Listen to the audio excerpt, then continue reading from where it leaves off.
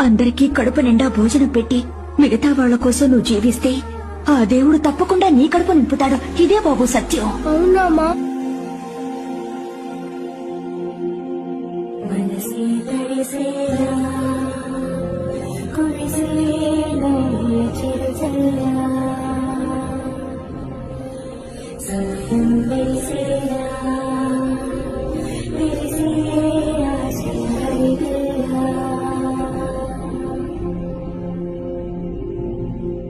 కంటికి కనబడు ప్రాణమా, గుండెకు వినబడు మౌనమా,